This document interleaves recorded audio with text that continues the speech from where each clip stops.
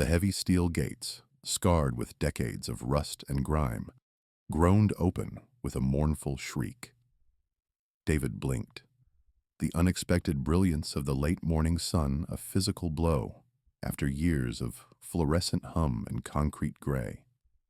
A faint breeze, carrying the scent of damp earth and distant exhaust fumes, brushed against his face.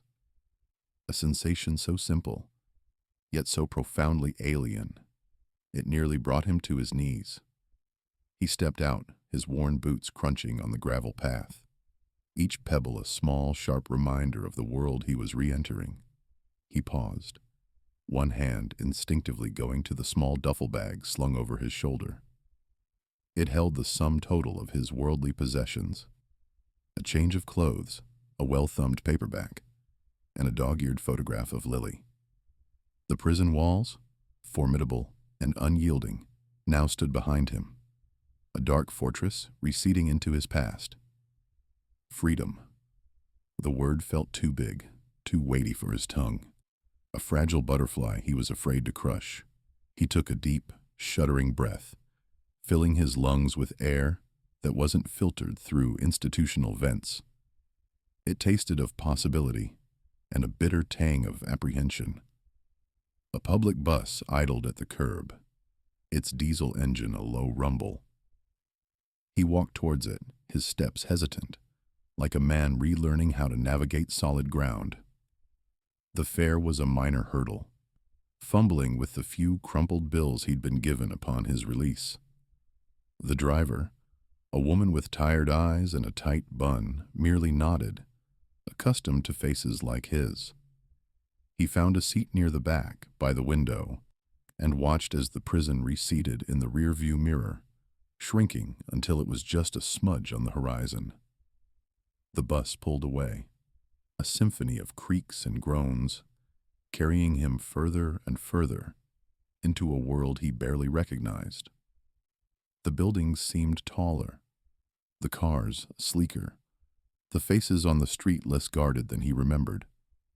His gaze drifted to the passing scenery, rows of houses, blooming trees, children playing in a park. Each detail, no matter how mundane, felt imbued with a heightened significance, a vibrant tapestry he hadn't realized he'd been deprived of. Lily. Her image, vibrant and clear, coalesced in his mind's eye. He saw her at 6, missing front teeth, a smudge of dirt on her cheek as she chased a butterfly. He saw her at 8, meticulously braiding her doll's hair, her brow furrowed in concentration. He saw her at 10, her eyes sparkling with mischief, as she recounted a story about school. The memories were a bittersweet balm, a reminder of what he had lost and what he was desperate to reclaim. He closed his eyes, the gentle sway of the bus a comforting rhythm. He'd spent countless nights in his cell, conjuring her face, her laugh, the way her hand felt in his. He'd practiced conversations, entire dialogues in his head. What would he say first?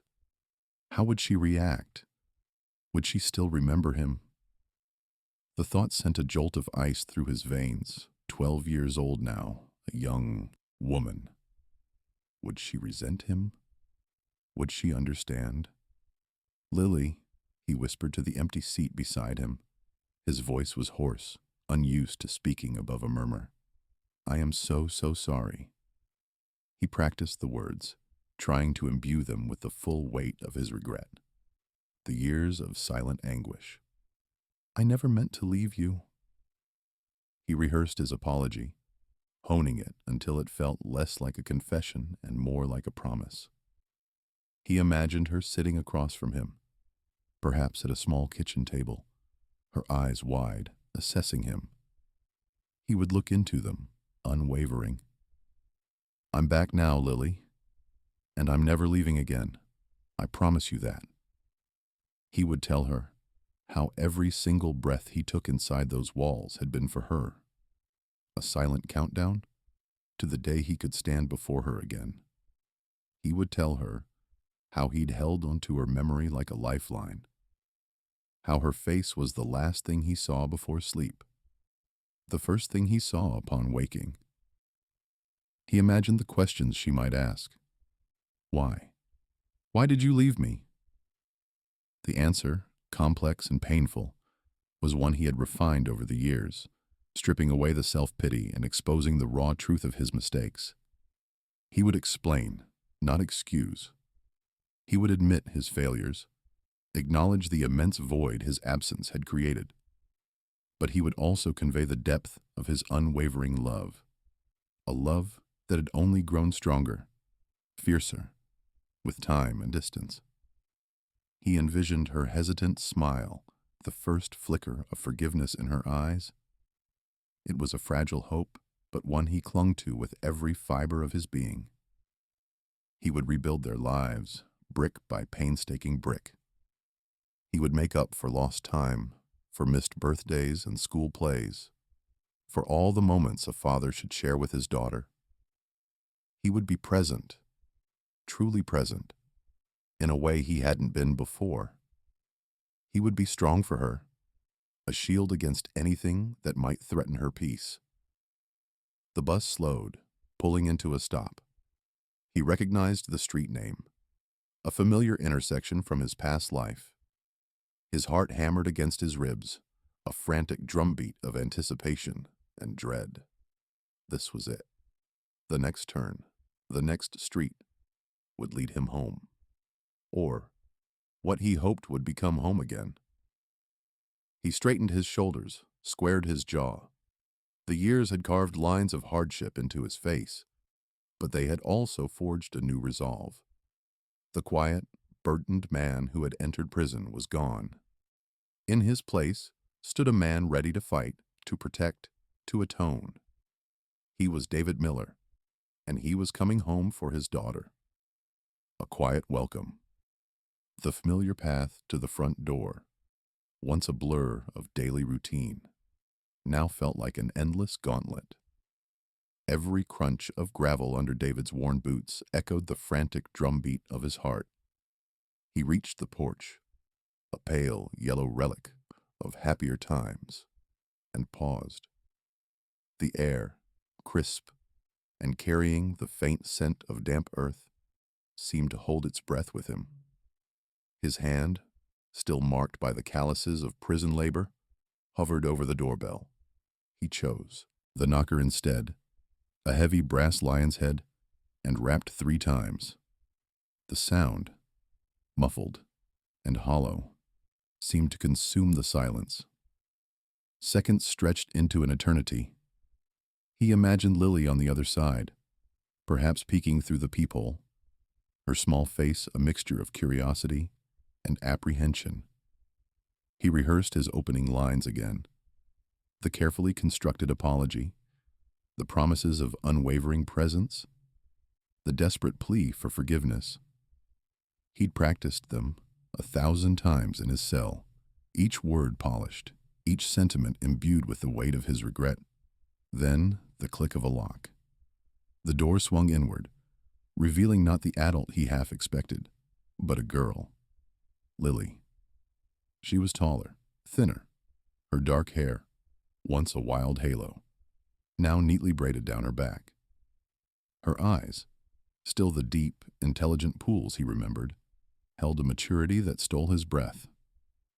She offered a small, quick smile that barely touched her eyes, a fleeting gesture that was gone before he could truly register it. It was a stark, painful contrast to the unbridled joy, the full-bodied grins he'd carried in his memories for so long. "Hi, Dad," she said, her voice soft, almost a whisper, as if afraid to disturb the quiet. The rehearsed words dissolved into a lump in his throat. All he could manage was a choked Lilybug. The old nickname, a term of endearment from a lifetime ago, felt foreign on his tongue, a relic from a different man. She stepped back, leaving the doorway open. He entered, the familiar scent of the house, old wood, a hint of lemon polish, something vaguely floral, washing over him. It was comforting and alien all at once. The living room, once vibrant with the chaos of toys and laughter, was now meticulously tidy, almost sterile. A stack of art books lay on a polished coffee table, a lone, half-finished sketchpad beside them. He stood awkwardly in the entryway, unsure where to put his hands, his gaze darting around the room, searching for something, anything, to bridge the chasm that had opened between them. Lily remained a few feet away, her hands clasped in front of her, her posture rigid. She didn't rush into his arms, didn't clamor for a hug, didn't demand an explanation. The joyful embrace, the tearful reunion he'd envisioned, remained a phantom. "How are you?"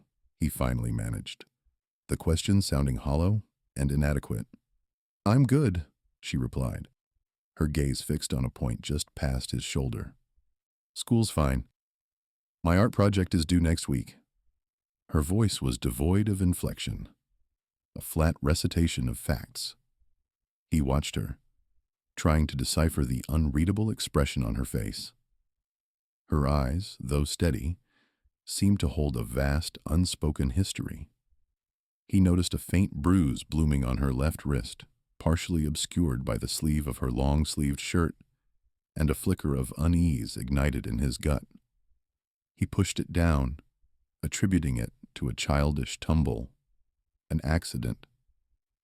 He wanted to believe that, needed to believe that. That's great," he said, the words catching in his throat. He longed to reach out, to touch her, to pull her into a tight embrace, but something in her quiet stillness held him back. It was as if a fragile barrier had been erected, invisible yet impenetrable. "Do you want to see your room?" she asked, turning slightly towards the stairs. "Grandma kept it mostly the same." He nodded, grateful for the distraction, for the next step, however small. As he followed her up the stairs, his eyes scanned the space, every detail magnified, every shadow seeming to conceal a secret.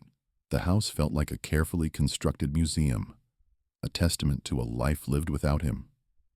And Lily, his daughter, moved through it like a ghost, present but distant, a quiet welcome that chilled him to the bone. The apologies, the promises, the desperate hope he'd carried for so long, felt utterly inadequate in the face of her withdrawn silence. This wasn't the reunion he'd envisioned.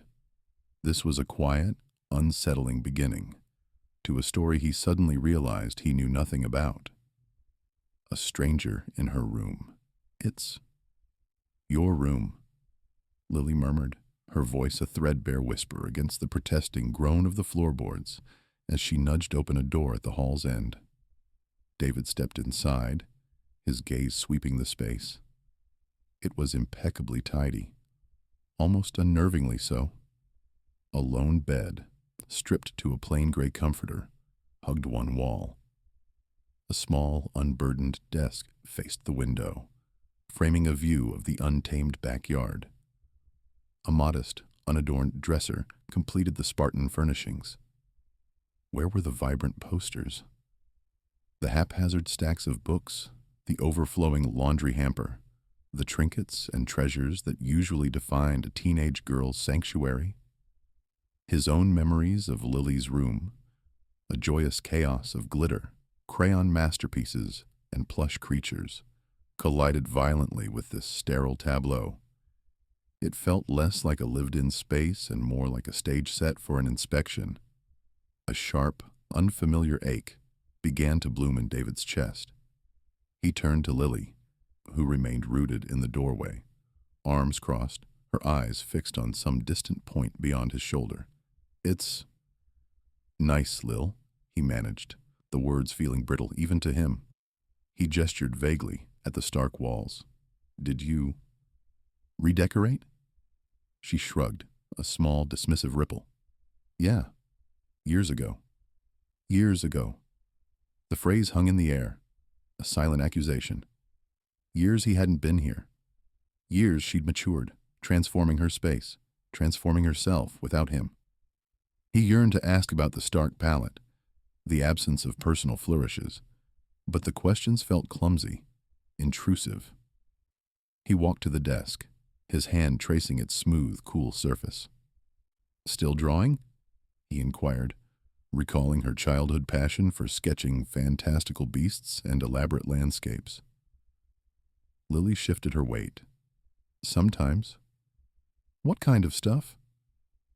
He tried to infuse enthusiasm into his voice, hoping to ignite a flicker of her old spark. Another shrug. "Just whatever." Her evasiveness was a polished, impenetrable wall. He imagined himself chipping away at it, piece by piece, but the prospect felt immense. He gravitated towards the dresser, his eyes scanning the plain wooden expanse. No photographs, no cherished keepsakes, no jewelry box. Just an echoing emptiness. This wasn't merely tidy, it was scoured clean. "School good," he ventured, shifting his approach. "Friends. You still hang out with Maya?" Maya, the boisterous girl next door, had been Lily's inseparable shadow for years. "It's fine," Lily replied, her voice flat. "Maya moved away last year." The revelation struck him with the force of a physical blow. A sudden, sickening lurch twisted in his gut. Maya, gone. Another fragment of her old life, dissolved in his absence. He cursed himself for his ignorance, for his not being there. The silence stretched, thick and suffocating, punctuated only by the distant thrum of traffic. He turned to face her fully, striving to meet her gaze. "Lily, I know a lot's shifted, and I know I haven't been present, but I want to be. I want to understand what's unfolding with you. I want to hear about your day, about your aspirations, about everything." He kept his voice low, earnest, praying his sincerity would bridge the chasm between them. She finally looked at him, her eyes, once so luminous and expressive, now veiled and distant. There was no anger there, no resentment he could address. Just a profound, unsettling blankness. It was a look that rendered him utterly insignificant, a transient presence in a room that held no memory of him. "There's nothing to tell," she said, her voice devoid of inflection. She glanced towards the door, a clear dismissal of the conversation, and perhaps his presence. A chill crept over him, a sense of foreboding unrelated to the room's temperature. This wasn't just a withdrawn teenager. This was a stranger. A ghost residing in the shell of his daughter. The bruise on her wrist, so fleetingly glimpsed, flashed in his mind, sharp and insistent. It didn't align with this carefully constructed emptiness. It hinted at something else, something concealed beneath the surface of her quiet resilience. He had returned, expecting a chasm, but he was discovering a void. And in that void, a quiet alarm began to sound. He had to uncover the truth, not just for his own peace, but for hers. The unsettling scent sleep was a phantom limb, an ache for something that wasn't there. David lay rigid in the guest bed, the unfamiliar mattress a lumpy landscape beneath him. Every creak of the old house, every whisper of wind against the window pane, amplified the gnawing unease in his gut. Lily's distant politeness, the sterile precision of her room, the vanishing act of Maya, it all coalesced into a suffocating blanket of worry. He'd tried to rationalize it, to tell himself that teenagers were just like that, withdrawn, secretive. But the blankness, the fleeting shadow on her wrist, refused to be dismissed. It was a cold, hard knot in his chest. He tossed, punched the pillow into a new, equally uncomfortable shape. The digital clock on the bedside table glowed a malevolent red. 2:17 a.m. He couldn't lie there a moment longer, trapped with his thoughts. Throwing off the thin duvet, he padded barefoot into the silent hallway. The floorboards, polished to a dull sheen, felt cool beneath his feet. He wasn't sure where he was going, only that he needed to move, to break free from the invisible chains of his anxiety. His steps, usually heavy, were light as he drifted past Lily's closed door.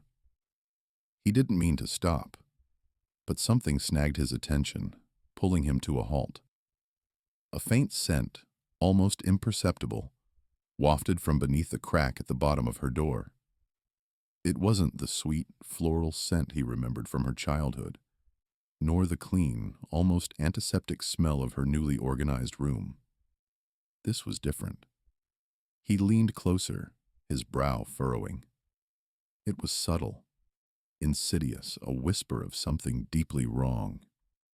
He inhaled again, more deliberately this time, trying to dissect the elusive odor. It had a metallic tang to it, not the clean, sharp smell of fresh blood, but something older, rusted, like forgotten iron left out in the rain for too long. But beneath that, there was another layer, something he couldn't quite place. It was cloying, faintly chemical, yet also organic, like something decaying in a sterile environment. A paradox that twisted his stomach. He pressed his nose almost to the wood, inhaling deeply. The metallic note became clearer, sharper now, mixed with that unsettling, indefinable sweetness. It wasn't a perfume, definitely not. It wasn't food. It wasn't the smell of a normal house, even an old one. This was alien, out of place. It prickled at the back of his throat, leaving a faint, unpleasant aftertaste. His mind raced, desperately trying to categorize it, to give it a name. He'd encountered countless smells in his life, both good and bad, on the streets, in the workshops, even in the confined space of his cell. But this was unique. It carried a hint of something industrial, perhaps, but then that strange, almost sickly sweet undertone pulled it away from any familiar machinery. It was like old pennies mixed with something medicinal, but a medicine gone bad, left to fester. He stood there for a long time, rooted to the spot, his senses entirely focused on that unsettling emanation. The hallway was dark, illuminated only by the faint spill of moonlight through a distant window.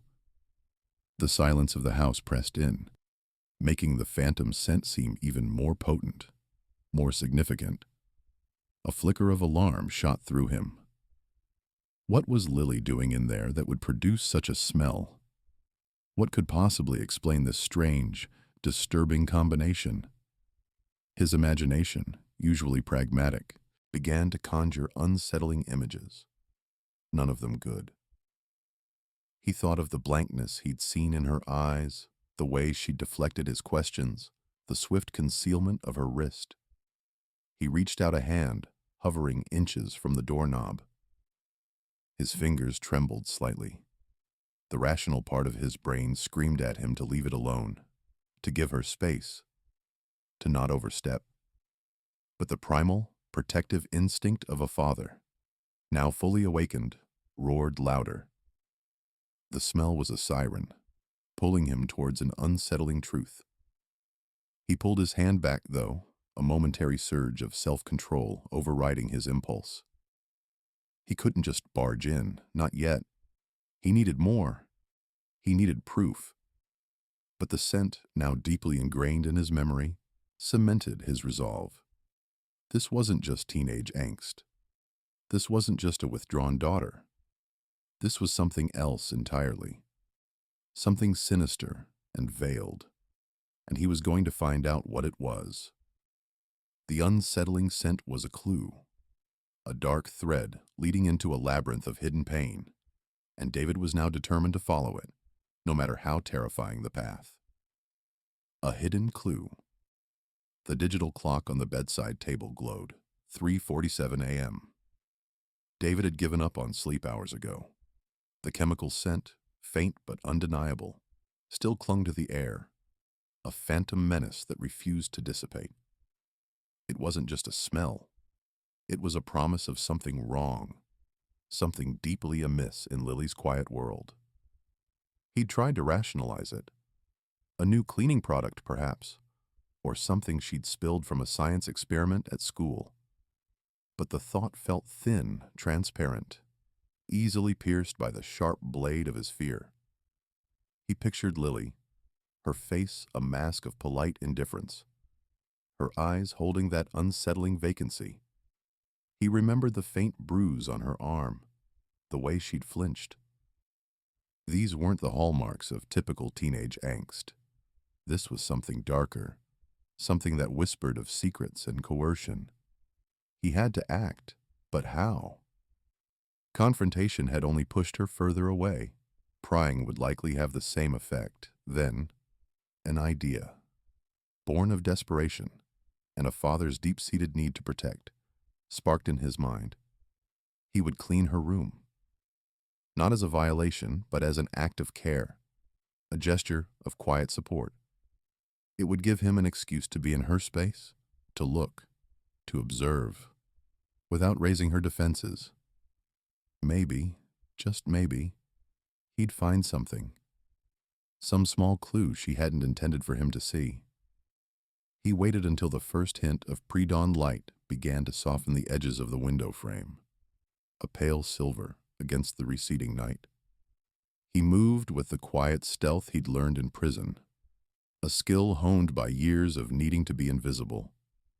Lily's door was ajar, a sliver of darkness visible within. He pushed it open gently, wincing at the faint creak of the hinges. The room was neat, almost unnervingly so for a teenager. A pristine duvet covered her bed. A stack of textbooks sat squarely on her desk, and even the clothes in her laundry basket seemed folded. It was too neat, too organized, almost as if someone had tidied it with a methodical, impersonal hand. His gaze swept over the sterile environment, a stark contrast to the vibrant, messy room she'd had before he went away. No posters, no overflowing shelves of trinkets, no scattered art supplies. Nothing that screamed Lily. He started with the desk, running a hand over the smooth, unblemished surface. Textbooks on advanced chemistry and calculus were arranged in a precise stack. There was no personal touch, no doodles on the margins, no scribbled notes from friends. It was all academic, all sterile. He felt a cold knot tighten in his stomach. Next, the closet. He opened the sliding doors. Rows of neatly hung clothes, all muted colors, practical and unadorned. Not a single bright pattern, no rebellious band t-shirts. Nothing that spoke of youthful exuberance. He moved to the dresser, pulling open the drawers. Everything folded, stacked, compartmentalized. He found nothing out of place. His eyes fell on the bed, the perfect duvet, the plumped pillows. He remembered the chemical smell from the night before, how it had seemed to emanate from her room. He began to strip the sheets, his movements slow and deliberate. The mattress was firm, covered in a pale, almost institutional-looking protector. As he lifted the mattress to get to the fitted sheet, his hand brushed against something thin and papery, tucked beneath it. His heart gave a sudden, painful lurch. He pulled his hand back, then reached again, his fingers trembling slightly. It was a folded piece of paper, thick and worn at the creases, as if it had been opened and closed countless times. His breath hitched in his throat. This wasn't just a forgotten note. It was hidden. He unfolded it carefully, his eyes scanning the crude, almost childlike drawing. It depicted a girl, her face a simple circle, with two downturned lines for eyes, and a small, sad curve for a mouth. Her hair was a messy scribble, dark and tangled, but it was what stood behind her that made his blood run cold. A towering, amorphous shadow loomed over the girl, its edges indistinct, but its presence undeniably menacing. Two pinpricks of red glowed within its dark mass, like malevolent eyes. The shadow's arm, a thick, smudged line, reached out, its claw-like fingers just inches from the girl's shoulder. Beneath the drawing, scrawled in a shaky hand, were 3 words: "He watches me." The air in the room seemed to thicken, pressing in on him. The chemical smell, which had faded in his focus, now returned with a vengeance, sharp and metallic. This wasn't an adolescent doodle. This was a cry for help, a terrified confession hidden in plain sight. The sterile neatness of the room, the distant eyes, the unexplained bruises, it all coalesced into a terrifying picture. Lily wasn't just struggling, she was trapped. And the shadow in the drawing, the one that watched her, was real. David stared at the drawing, his mind racing. This was it. The first tangible piece of evidence, a crack in the carefully constructed facade. His daughter was in danger. His paternal instincts, long dormant under a weight of guilt and despair, now surged to the forefront, fierce and unyielding. He would find out who he was. He would tear down every wall, break every barrier, to protect his daughter. The fight had truly begun. He refolded the drawing with meticulous care, tucking it into his pocket. He would not leave it here. It was too important. It was Lily's secret. And now, it was his. He replaced the sheets, making the bed as perfectly as he could, leaving no trace of his discovery. But the image of the sad girl and the dark shadow was burned into his mind, a constant chilling reminder of the truth he now faced. The locked box. The drawing, clutched tight in his hand, felt like a burning ember, scorching a hole through his resolve. "He watches me." The words echoed, a chilling counterpoint to the hollow silence of Lily's room. David's eyes, sharp with a father's desperation, swept the sterile space again, now seeing not emptiness, but voids where secrets might be kept. The closet. It was the last untouched frontier. He pushed aside the few hangers, holding Lily's neat, almost clinical array of clothing. A faint whiff of lavender, clashing oddly with the chemical tang that still lingered in the air, wafted from a sachet pinned to a dress. His gaze dropped to the floor, scanning the bare boards. Then, tucked deep in the back, behind a stack of rarely worn winter boots, he saw it. A small wooden box, dark with age, about the size of a paperback novel. Its surface was smooth, unvarnished, and utterly out of place amidst Lily's stark modern aesthetic. A tiny tarnished brass lock, no bigger than his thumbnail, secured it. A tremor ran through David's hands as he knelt, the floorboards cold beneath his knees. This was it. This was where Lily kept the things she truly wanted hidden. His fingers brushed the smooth wood, a silent plea for understanding passing through the contact. The lock, however, was steadfast. He tested it gently, then with more force, but it held firm. A tiny, defiant barrier. Panic, cold and sharp, pricked at him. Time was not on his side. He couldn't risk waiting, couldn't risk Lily returning. His eyes darted around the room, settling on a heavy, decorative letter opener from Lily's pristine desk. Its blade, though not sharp, was stout. He snatched it up, the cool metal a stark contrast to the heat in his chest. Returning to the box, he inserted the tip of the letter opener into the minuscule gap between the lock's shackle and its housing. He pressed, leaned, then with a grunt, applied all his strength. The wood groaned in protest, a faint splintering sound. Then with a sudden, alarming crack, the brass shackle snapped. The sound, impossibly loud in the quiet room, made him flinch.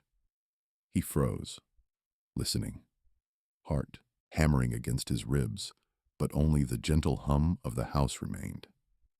He set the broken lock aside, his fingers, still trembling, fumbling with the lid. It lifted with a soft sigh, revealing the treasures, or nightmares, within.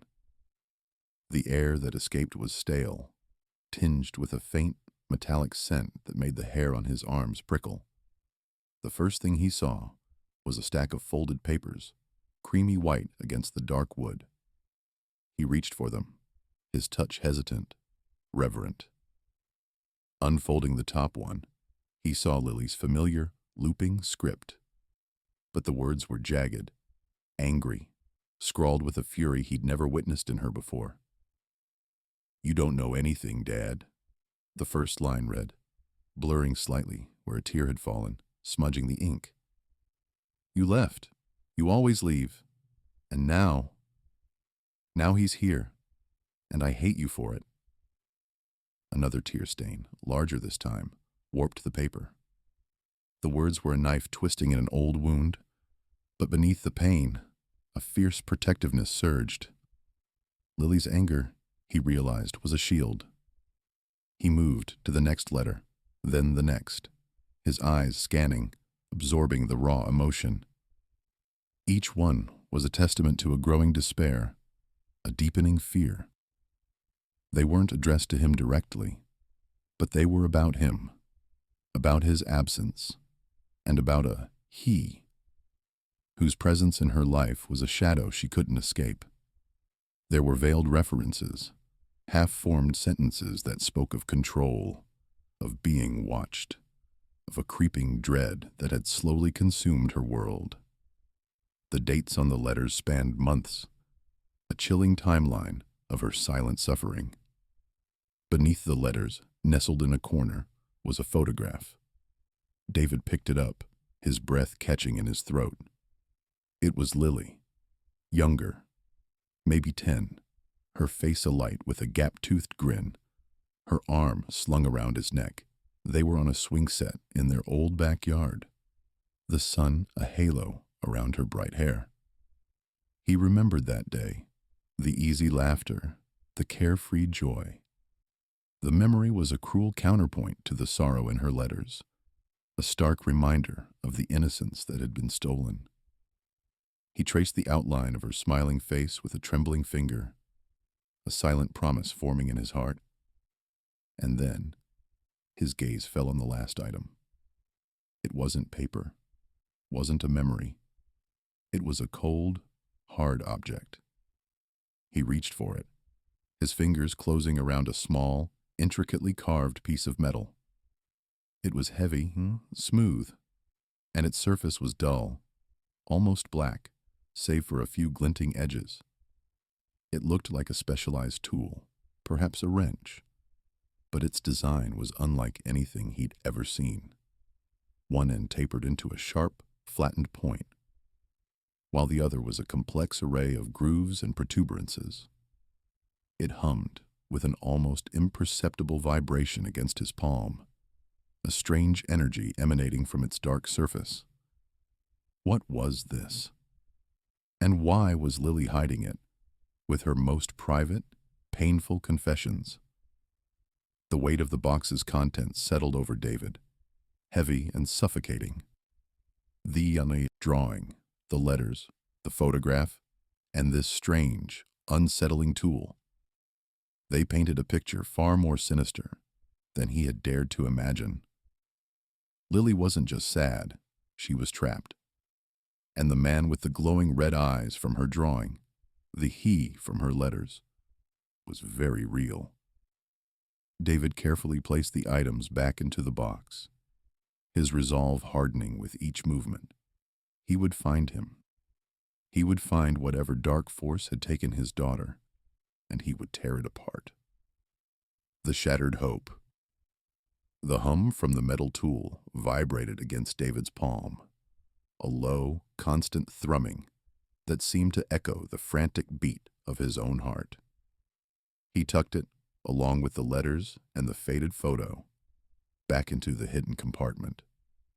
The flimsy plywood cover felt inadequate, a poor shield against the creeping dread now solidifying in his gut.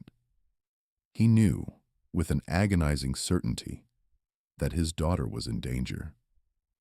He closed the drawer with practiced quietness, the soft click a stark contrast to the storm raging inside him. He needed to see her, to look for anything, any mark that would confirm what he now suspected. The sterile order of her room, once merely unsettling, now felt like a carefully constructed cage designed to hide something monstrous. Later that evening, after a dinner eaten mostly in silence, Lily retreated to her room, claiming homework. David stayed in the living room, the flickering television an unheeded distraction.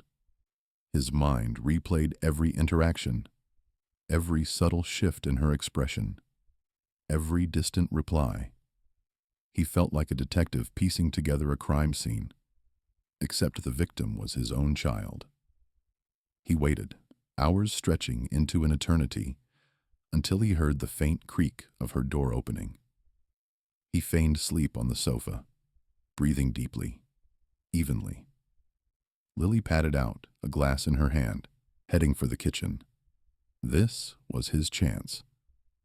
As she returned, her movements quiet and deliberate, David pushed himself up, rubbing his eyes as if just waking. "Hey, kiddo," he murmured, his voice rougher than he intended. Lily jumped, startled, the glass nearly slipping from her grasp. "Dad, you scared me." Her voice was a thin thread of sound, easily snapped. "Sorry, just woke up, couldn't sleep." He offered a weary smile, hoping it looked convincing. "Rough day." He stood stretching and casually moved towards her, subtly blocking her path back to her room. "You okay? You look a little pale." She hugged the glass to her chest, her eyes darting away. "I'm fine, just tired." "Come here," David said, his voice soft, coaxing. He reached out, gently taking the glass from her and setting it on the nearby end table. He took her arm, ostensibly to check her pulse, his touch feather-light. His fingers traced the delicate skin of her inner forearm, just below the elbow. And then he felt it. A faint ridge, almost imperceptible. A slight discoloration that barely broke the surface of her skin. It was an old bruise, he realized, already fading into a yellowish-green ghost, but undeniable. His thumb grazed over it again, a silent confirmation. It was small, no bigger than a quarter, but its presence screamed louder than any shout. A cold dread, sharp and absolute, clawed its way up his throat. The air in the room seemed to thicken, pressing in on him. He felt the blood drain from his face, leaving him hollow. The humming tool, the letters, her drawings, the chemical smell, it all coalesced into a terrifying, undeniable truth. This wasn't just a distant, withdrawn teenager. This was a child in pain, a child being hurt. He forced himself to meet her eyes, to project calm he didn't feel. "Just a little scratch there, huh?" he said, his voice a strained whisper. He wanted to scream, to rage, to tear apart the carefully constructed facade of their lives. Lily pulled her arm away almost imperceptibly, a flicker of something unreadable in her eyes. Fear? Defiance? "It's nothing. I bumped it." She turned, a quick dismissive gesture, and slipped past him, disappearing into the sanctuary of her room. The soft click of her door closing was the final hammer blow. David stood frozen in the living room, the muted glow of the television casting long, distorted shadows. His hope, the fragile, tenacious hope he'd clung to since his release, shattered into a million irreparable pieces. He had imagined a reunion, awkward perhaps, but filled with the possibility of mending, of rebuilding. He dreamed of quiet evenings, shared laughter, the slow, gentle rekindling of their bond. That dream was dead. In its place, something fierce and primal ignited within him. The guilt, the shame, the quiet resignation he'd carried for years. They evaporated, replaced by a searing, protective rage. He was no longer just David Miller, the man trying to make amends. He was a father, stripped bare of all pretense, transformed into a relentless, unwavering shield. Whatever dark force had laid hands on his daughter, whatever sinister shadow had crept into her life, he would find it, and he would tear it apart. The past, his past, was irrelevant. His freedom, his future, even his very life. None of it mattered now. Only Lily. He would find out who was doing this, and he would make them pay. He would protect his daughter, no matter the cost. His journey of redemption had just taken a brutal, terrifying turn, and David knew, with every fiber of his being, that there was no turning back. The truth unfolds. The kitchen clock's methodical ticking grated on David's nerves, each second a dull thud against his raw composure. Sleep had eluded him. The phantom image of a faint bruise on Lily's arm, searing itself into his mind, kindling a cold, simmering fury. He'd spent the morning dissecting every past interaction. The veiled glances, the hushed silences, now re-examined through a terrifying new lens. The house air hung thick, pregnant with unarticulated dread, strode restlessly, occasionally pausing at the window, his gaze fixed on the quiet street, coaxing the school bus into existence.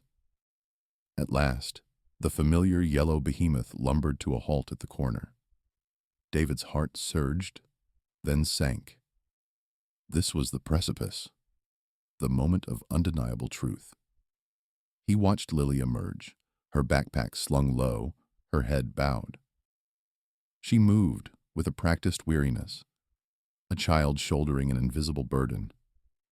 As she trudged up the path, a wave of protectiveness so fierce it nearly buckled his knees washed over David. He had to be calm, gentle, to cultivate a sanctuary where she could finally unburden her soul. When she crossed the threshold, the faint scent of fresh-cut grass clinging to her, David waited in the living room. He perched on the edge of the worn armchair, the cryptic drawing and crumpled diary letters meticulously arranged on the coffee table before him. Maintaining a neutral expression was an act of sheer will. "Hey, Lilybug," he offered, his voice softer than intended. She froze, her wide eyes darting to his face before settling on the papers. A swift, profound tremor of fear flickered across her features, too quick for her to fully conceal. "Dad? What's all this?" Her voice was a mere whisper. David drew a slow breath. "I found them, Lily, while you were at school." He gestured to the table. "The drawing, the letters." Her face drained of color, her lips pressed into a thin line. She clutched her backpack straps, as if bracing for an impact. You went through my room?" The accusation carried a deeper hurt, a profound sense of betrayal. "I had to, sweet pea," he replied, rising slowly to sit beside her on the couch. He reached for her hand, but she recoiled, pulling back. He withdrew his own, a pang of sorrow in his chest. "I was worried about you. More than worried. I saw the bruise on your arm last night, and the way you've been acting, the way you sometimes look at me, like you're scared. I knew something was wrong." He picked up the drawing, the stark image of the chained figure, and the dark shadow, extending it to her. "What does this mean, Lily? And these letters? You wrote about being scared, about secrets, about wanting to disappear." Her eyes flitted between him and the drawing, her breathing becoming shallow and quick. "It's nothing, Dad. Just drawings." And those letters, they were just silly stories. She attempted dismissiveness, but her voice quivered, betraying the lie. A single tear escaped, tracing a path down her cheek. "Look at me, Lily," David urged, his voice gentle yet firm. "Please, tell me what's happening. I'm here now. I'm not going anywhere. Whatever it is, we'll face it together. But I need you to tell me the truth." He could discern the internal struggle, a fierce battle between terror and a desperate yearning for release. For a long moment she simply stared, her chest heaving. Then, slowly, agonizingly, the carefully constructed wall she had erected around herself began to crumble. Her chin quivered, her lower lip trembling uncontrollably. A raw, guttural sob tore from her throat, and she collapsed against him, her small body convulsing with anguish. David encircled her with his arms, holding her tightly, feeling the tremors that shook her. He buried his face in her hair, inhaling the innocent scent of childhood, his own eyes burning. He allowed her to weep, her tears soaking his shirt, a torrent of unspoken pain finally unleashed. When her sobs began to subside, she pulled back slightly, her face blotchy and tear-streaked. She drew a shaky breath, her gaze fixed on a distant point beyond him, as if replaying a nightmare. It was right after you left, Dad," she began, her voice hoarse, barely audible. "Mom. She changed. She started bringing him around. Mr. Thorne. He was always touching me. And Mom, she would just look away or tell me to be nice." David's blood ran cold. The name, the implication, the agonizing detail. He held her tighter, silently urging her to continue, his protective instincts roaring to life. He said if I told anyone, he'd hurt you when you got out. He said he'd make sure you never saw me again.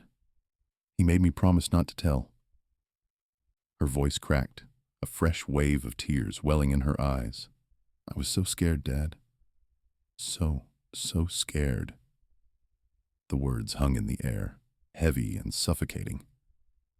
David felt a blinding rage course through him, a white-hot fury that threatened to consume him. He held his daughter, her confession an open wound in his heart, and vowed, silently and fiercely, that no one would ever hurt her again. The truth had unfolded, and now the true fight began. A father's promise.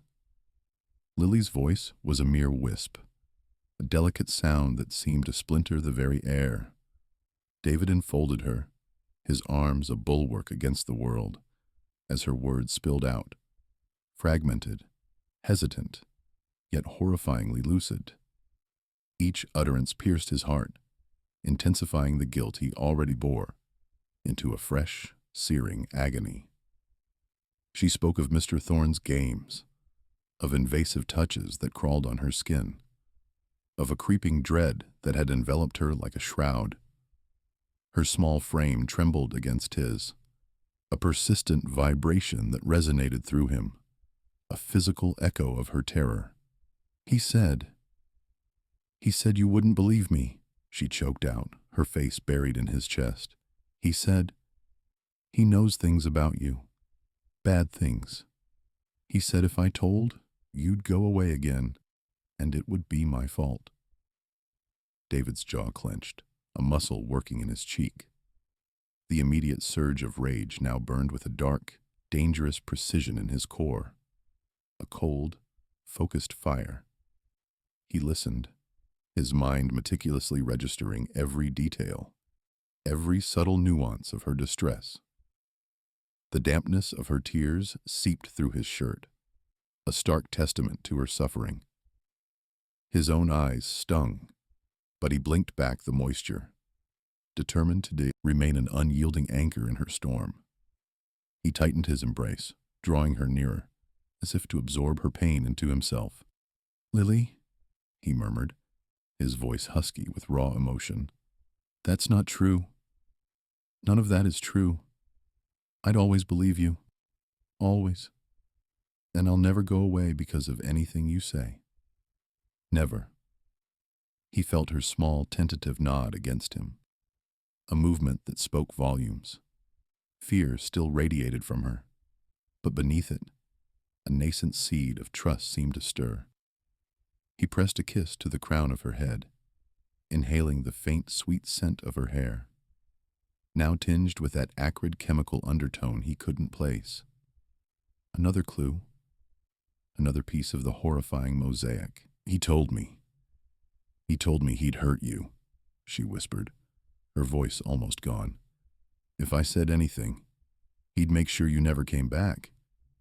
He knew you were out. He knew you were coming for me. That explained Thorne's abrupt change in demeanor. The thinly veiled threats, his subtle attempts to distance David. It wasn't merely about Lily. It was about dominion, about preserving his terrifying secret. David's grip on Lily became unyielding, a silent vow.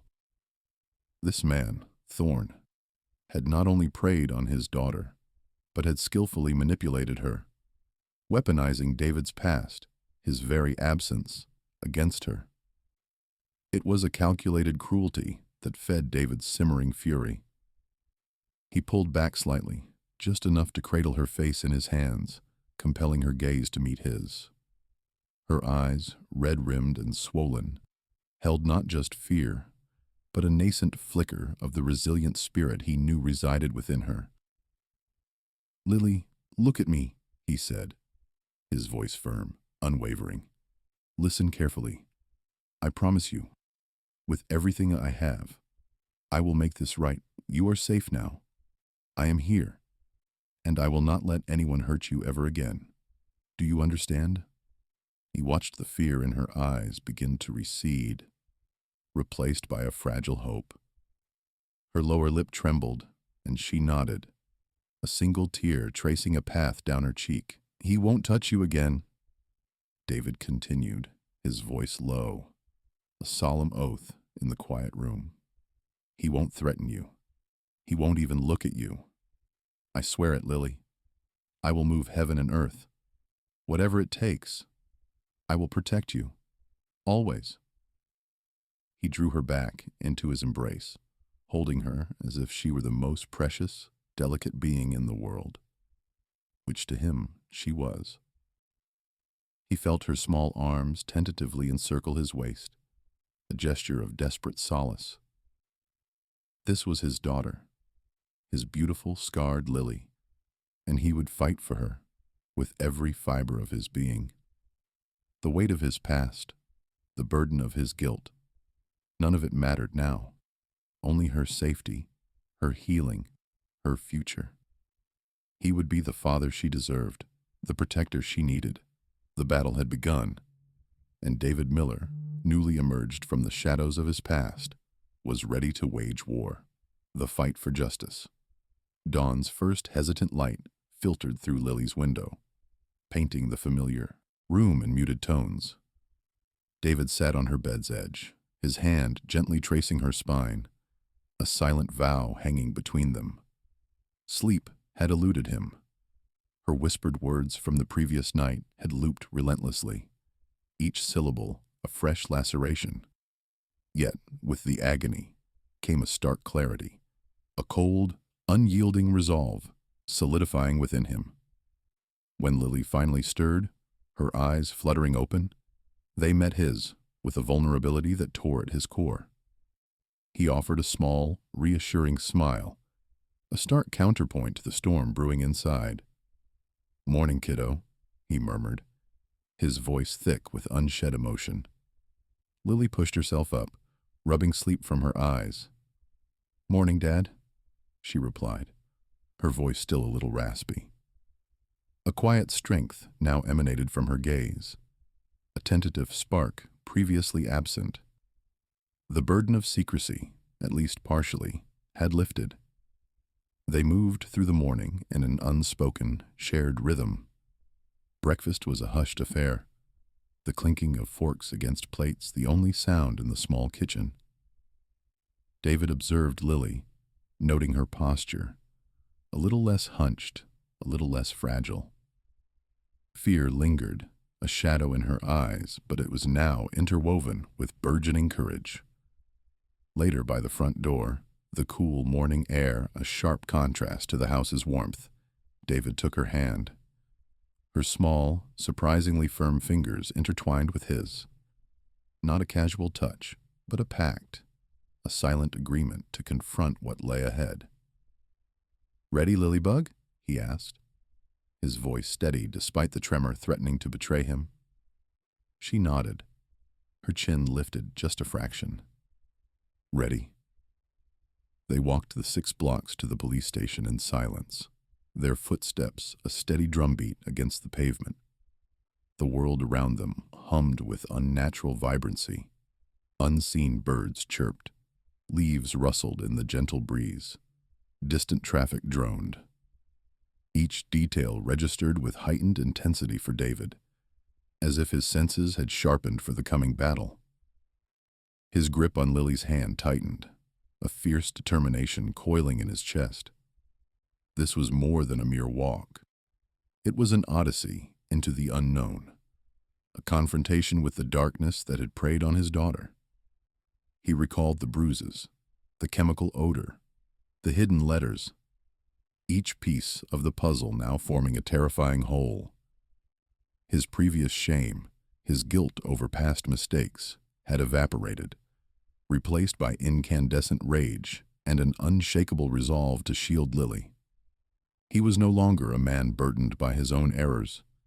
He was a father, pure and simple, ready to tear down anything obstructing his daughter's safety and healing. The police station loomed, a drab brick building that suddenly represented the gateway to justice. It wasn't an imposing structure, yet for David, it marked a monumental step. He felt Lily's hand tremble slightly and squeezed it gently, a silent message of reassurance. Inside, the air was cool and sterile, faintly smelling of disinfectant and aged paper. A uniformed officer at the front desk directed them to a waiting area. They sat on uncomfortable plastic chairs, the silence stretching between them, punctuated only by the distant murmur of voices and the occasional radio crackle. After what felt like an eternity, though likely only 15 minutes, a woman with kind eyes and a sensible haircut approached. Dressed in a dark blue uniform, her name tag identified her as Officer Ramirez. "David Miller, Lily Miller," she inquired, her voice soft but professional. David stood, gently bringing Lily to her feet. "That's us." Officer Ramirez offered a small, empathetic smile. "Please follow me. We can talk in a quieter space." She led them down a short hallway to a small interview room, sparsely furnished with a rectangular table, 4 chairs, and a tissue box. The neutral beige walls and soft, almost calming lighting created a muted atmosphere. "Please have a seat," Officer Ramirez said, gesturing to the chairs. She sat opposite them, placing a small notebook and pen on the table, her gaze direct but not intrusive, assessing them with professional compassion. David positioned himself between Lily and the officer, a silent shield. Lily clutched his hand under the table, her knuckles white. "My name is Officer Ramirez," she began, her voice even. "David, you mentioned on the phone that you needed to report something concerning your daughter." David took a deep breath, the words forming a tight knot in his throat. He looked at Lily, whose eyes were fixed on the table, her brow furrowed. A surge of protectiveness almost choked him. This was it. The first step. The first battle. "Yes, officer," he said, his voice clearer, stronger than he expected. "My daughter has something she needs to tell you. About Mr. Thorne." Officer Ramirez's expression remained neutral, but her eyes held a flicker of understanding. She turned her attention to Lily, her voice softening further. "Lily, My name is Officer Ramirez. You don't have to talk if you don't want to, and you can take as much time as you need. I'm here to listen, and your dad is right here with you." Lily finally looked up, her gaze meeting Officer Ramirez's. The tremor in her hand was more pronounced now, but she didn't pull away. David squeezed her hand again, a silent reminder of his unwavering presence. "It's okay, Lily," David encouraged softly, his heart aching for her. "You don't have to do this alone. We're in this together." Lily took a shaky breath, her eyes darting between her father and the officer. The weight of her secret, once a crushing burden, was now ready to be released, to be laid bare. This marked the beginning of their fight, a battle for justice, for healing, for a future where Lily could finally be safe. And David, the man who had once felt so lost and broken, was now her unwavering protector, ready to face whatever came next, as long as he faced it with her.